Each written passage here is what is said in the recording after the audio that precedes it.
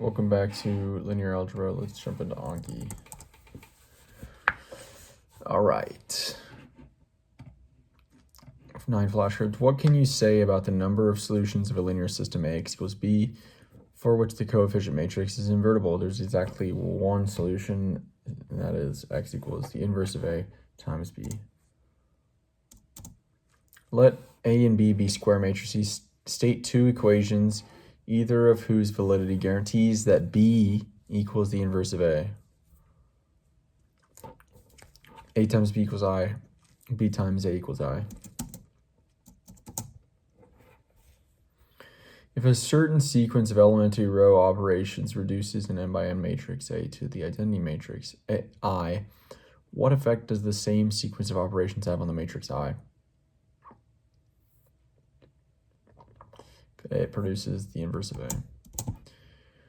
What size requirement must be met for the matrix product AB to be defined?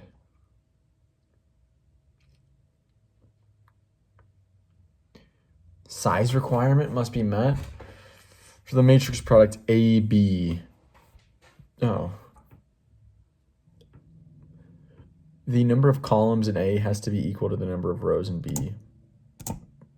It is possible, or is it possible, to multiply two invertible matrices of the same size and obtain a matrix that is non-invertible? Two invertible matrices of the same size and obtain a matrix that is non-invertible. Possible to multiply two invertible matrices and not? No, it's not possible. What is a diagonal matrix? A diagonal matrix is a matrix in which all of the entries that are not the main diagonal, it's a square matrix in which all of the entries that are not the main diagonal are 0.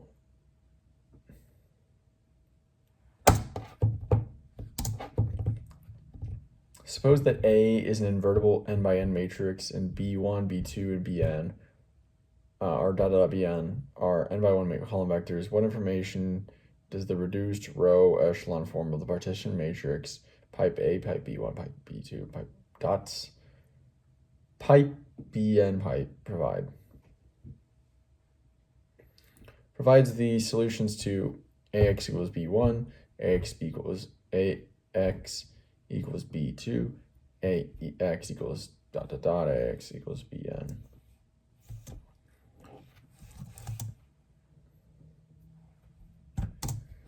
Solutions, that is right.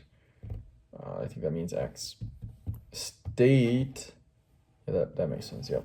State 5 results that are equivalent to the statement that an n by n matrix is invertible. A can be defined, or A can be represented as a product of elementary matrices. The reduced row echelon form of A is I. The equation Ax equals 0 only has the trivial solution. Basically, Ax equals B. For Ax equals B, every single B, which is a column vector, n by 1, as long as it's the appropriate n, will have exactly one, or is defined, has a solution. And the other one is for those Ax equals B's. Ax equals B's.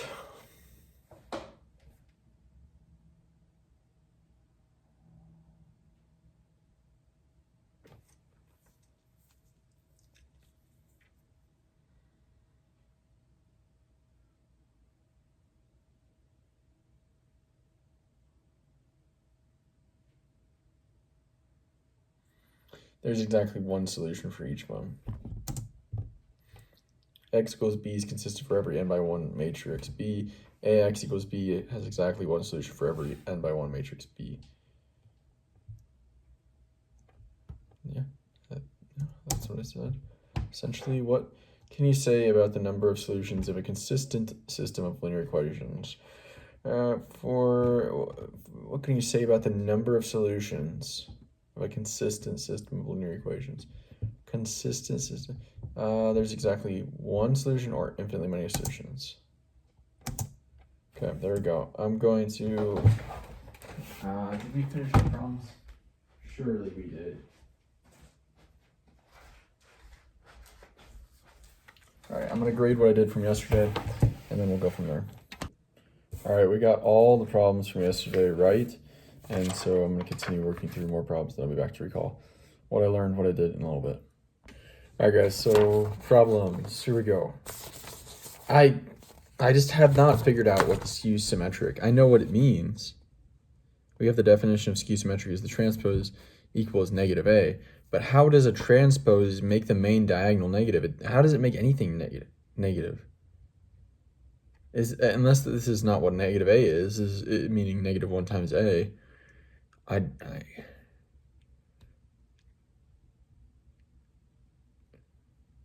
Yeah, I need to figure out what this means tomorrow. So I just kept moving on. I went ahead and did a proof. There's 4 proofs for this section. Technically 5, I guess, if you count 2. There's 2 parts to one. But 2 of them had to do with skew symmetric, so I'm not going to do them yet. So I did one of them. Here, this was actually pretty simple, it seems. If the transpose of A times A equals A, then A is symmetric and A equals A squared. Well, here's the whole proof. If A times the transpose of A is A, or equals A,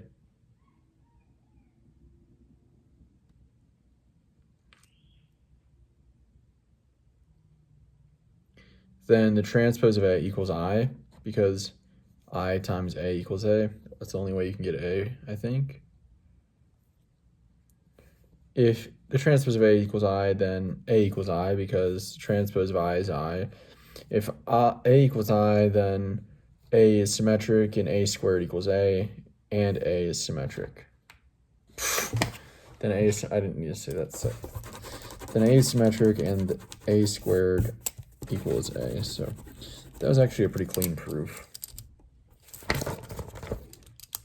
Then I got into true or false.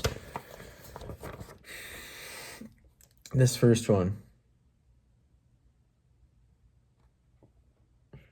The transpose of a diagonal is also a diagonal matrix.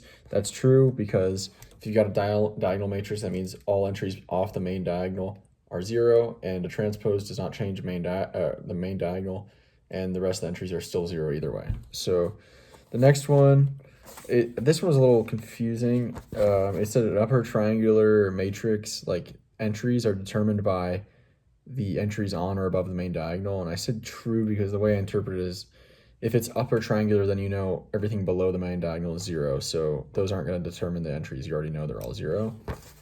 And then finally, one more, true or false. What was this one? For a matrix, upper triangular.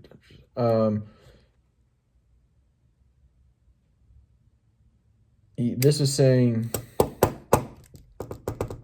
I think it was asking for a matrix to be both diagonal and upper triangular, then all the entries off the main diagonal have to be 0, I believe. That was what it was.